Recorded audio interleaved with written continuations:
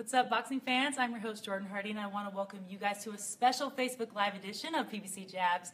I'm here at the Porter High Performance Center in Las Vegas with Showtime Shawn Porter, where we'll be talking with him about his upcoming fight and give you, the fans, a chance to ask him some questions. So make sure you guys stick around for that. But before we get to that, let's check out some of the PBC fights on the horizon. April's already been stacked with a bunch of fights, but come April 22nd, former world champs Andre Berto and Shawn Porter will meet in a 147-pound title eliminator. And the co-main event that evening will feature undefeated Jermell Charlo as he defends his 154-pound world title for the first time against top-rated challenger Charles Hatley. All of this will be live on Showtime at 9:30 p.m. Eastern and 6:30 p.m. Pacific. And then following that, on April 25th, Toe-to-Toe Tuesdays on FS1 features fast-rising prospect Mario Barrios as he takes on Nelson Lara in a 140-pound bout. And to wrap up the month of April, Saturday, April 29th, we'll bring you a cruiserweight fight on FS1 between Kazakhstan's Beybut Shumenov and Cuba's Yuyer Dorticos. So for more information on these fights, visit our website at premierboxingchampions.com. And so, as you guys know, the welterweight division is one of the most talked about weight classes in boxing, and April 22nd, we bring you a matchup you guys can't deny will be anything less than entertaining, as former champs Andre Berto and Shawn Porter will meet for that eliminator. So we thought we'd check in with Showtime Shawn Porter before he heads into the ring. Shawn, welcome to PBC Jabs. I'm feeling good, feeling great. Last day of sparring, 12 hard rounds. My dad pushed me. We worked on some things, still sharpening everything up, and we're about there. So at this point, man, it's just cruise control, and I'm looking forward to it. And how many rounds did you spar today? Ooh, we did 12. We did 12.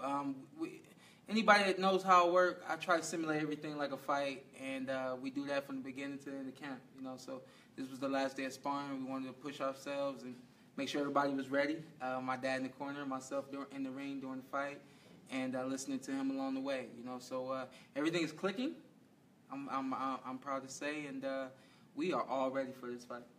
All right, and this is your second straight fight, you know, coming off kind of a long layoff. What did you learn from the first time around that you're going to apply, you know, that you applied in this camp? Just stay ready. It really, for me, it's simple. I did 12 rounds, and the guy that I went with 3 different guys, and Brad Solomon was the last guy I went with, and he says, Shawn, man, he's from Atlanta, you know, man, you still strong in the last round, man. You strong. You hit me with that right hand.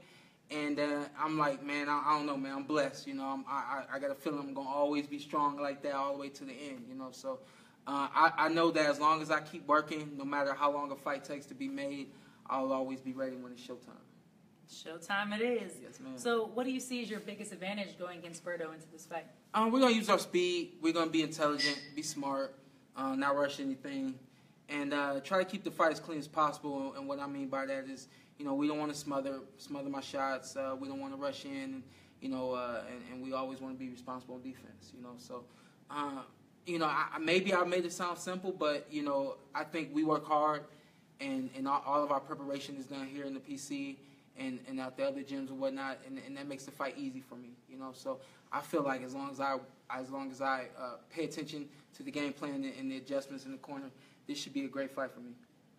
All right, and if you get the victory in this fight, you guys will be the challenger for Keith Thurman, and I know you want that rematch, right? Yeah. So what is that gonna mean for you to get that rematch? And are your eyes? Is that what you're immediately set on after this, or what are you thinking? I'm immediately set on the WBC title. I was told that this was gonna be eliminator at the announcement of this fight, and I was just like blown away. You know what I mean?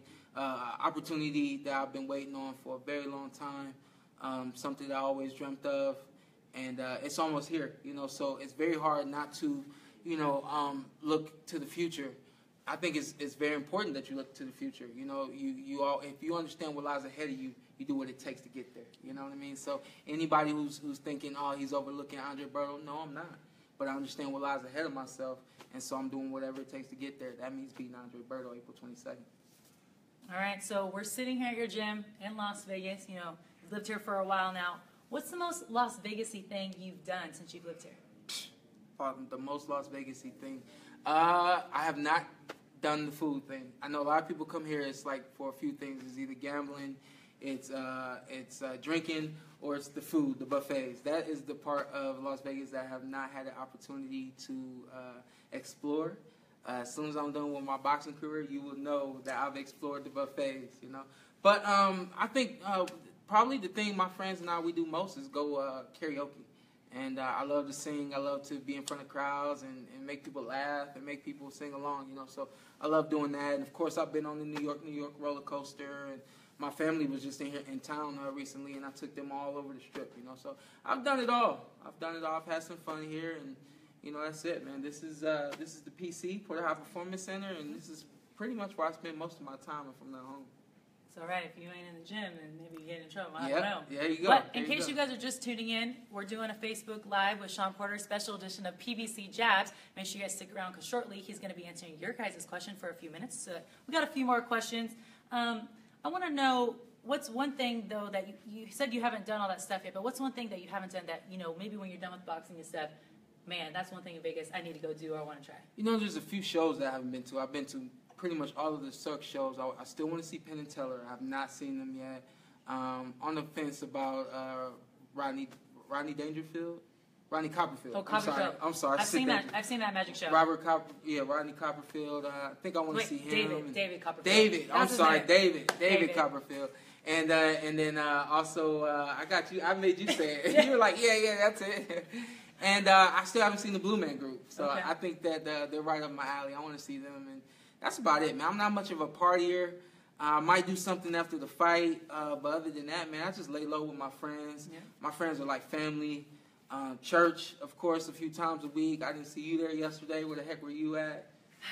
Yeah. I'm a little busy. So, but that's it, you know. That's it. But I have fun, you know. My life is very simple, and I love it simple, you know. So that's it. That's good. And then this is my last question before we get to the fans. Thank God. I want to know, can you name your top 5 welterweights in the division right now? You know, a lot of fans, it's a popular division, and there's a lot of arguments on who should be in that top 5. Yeah. And feel free to include yourself. I was going to include myself. Some people are like, can I include myself? No. Who are your top 5? Keith and I are tied for number 1. Okay. So now Keith is 1. I'll put myself at 2. Kilbrook 3. Danny Garcia 4. And we'll say Errol Spence. Errol Spence at number 5. Okay, that sounds like a pretty solid top 5. I think he deserves it. He's going over to the pond. He's going across the pond in a few weeks. And close to a month, I think. And I'm looking forward to that fight. My dad and I were actually just talking about it this morning about going over there. So we may take that ride over there and support our fellow American, fellow Olympian, and a friend as well, you know. So looking forward to him having that fight over there in the UK. Alrighty, so now we're going to get to the fans' questions. We're going to be answering questions for about 10 minutes, so you guys feel free to send some, and we'll get to them. Let's see if we got any right now. I don't have any. Let me scroll back. You guys feel free to send in questions. Shawn will answer. And hurry up. Hold on, let's see. I don't think Jordan can read. Well, you know. She got the job because of her curly hair.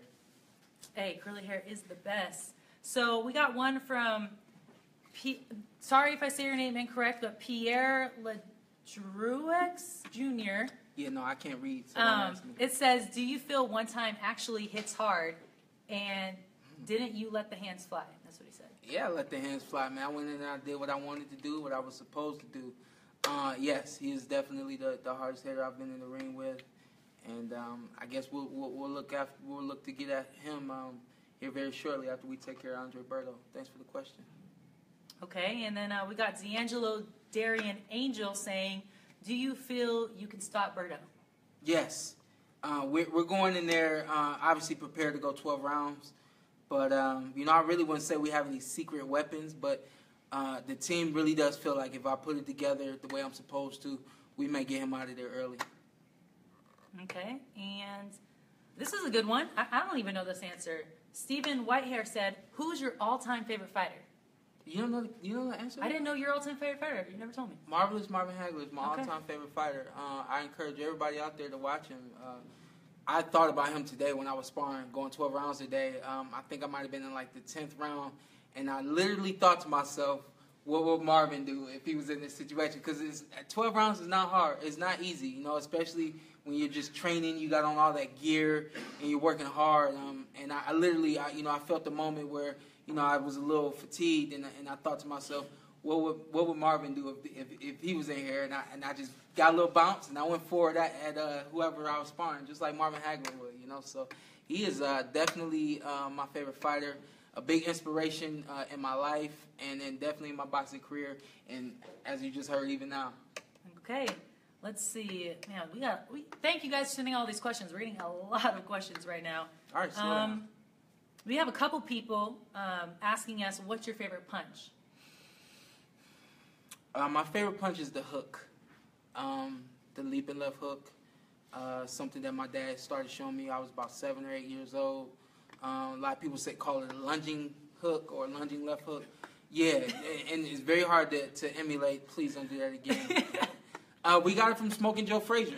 Anybody who has seen him, he's put a lot of people on the ground with that, Okay. And I have as well. I think, just over the course of time, that was a forgotten punch, and people see me do it and they think that it's kind of unorthodox, but it has been mastered by Showtime Shawn Porter, if I could say that within y'all very humbly, and the leaping left hook. You may or may not see that this fight. You might see something else. Uh-oh.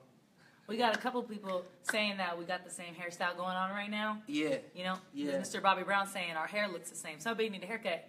I think that's you. You're getting a haircut today, actually. Are you getting braids? What are you doing? I don't know what I'm doing. I know I'm going to the shop. How about that? Well, I'm not cutting my hair. I did a post, and y'all saw the post. What should I do with my hair?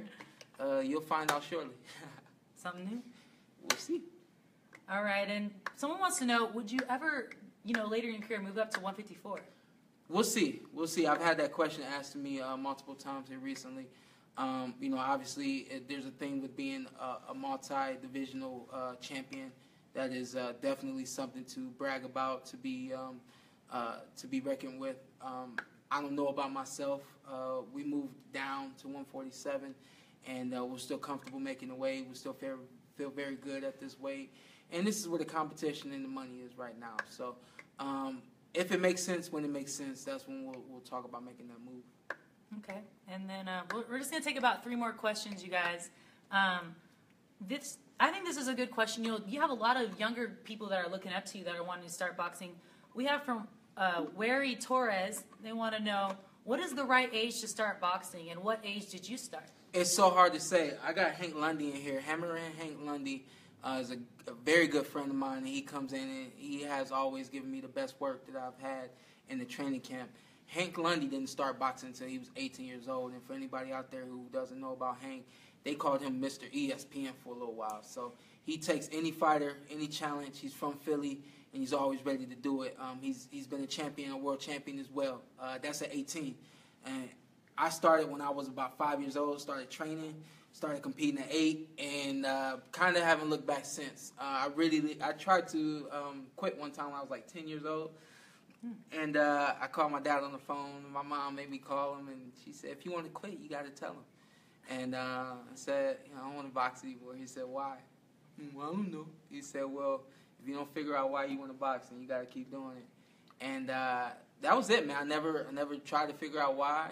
I knew at the time I just wanted to play football when I was done with school, and he was always calling, did you hit the bag? Did you run? Did you do this? Did you do that? But it's all paid off for me, So I encourage kids out there to start, at a young age. That way you get a feel for the sport, and you learn the life value that boxing has. It doesn't just bring money or fame or fortune or anything like that. It can bring you great life value as well. So I know tons of guys who quit boxing, and they're great people outside of in the workplace and in the world because and they tell me themselves that it's because of boxing. So start early, get used to it, and try to have fun with it. Okay. And I know you talked about this before, but some people may be joining right now. But we have a question from Doretta Michelle Plant. She wants to know, what's your next step after you beat Berto? After Berto, we are we're calling out Keith Thurman. I'm gonna force his hand, see what he wants to do. He has the belt that I want. Belts. 2 belts. Belts. 2 times. The belts that I want. I know that I'm only mandatory to fight for one, and we'll see what he's talking about. I know I know he's a smart man, and he'll make the right decision. So let's force him to fight me after this fight. All right. Well, I think that does it for us today, you guys. Shawn, thank you so much for joining us on PBC Jabs. Appreciate you. We'll see you guys. Make sure you don't miss this fight with Andre Berto next Saturday, April 22nd. I don't think anybody out there is going to miss this fight. On Showtime. It starts at 9:30 p.m. Eastern, 6:30 p.m. Pacific. That's all for this week's PBC Jabs. I'm Jordan Hardy. Thank you for watching, and we'll see you next time as we continue to bring you the best in boxing. Bless y'all.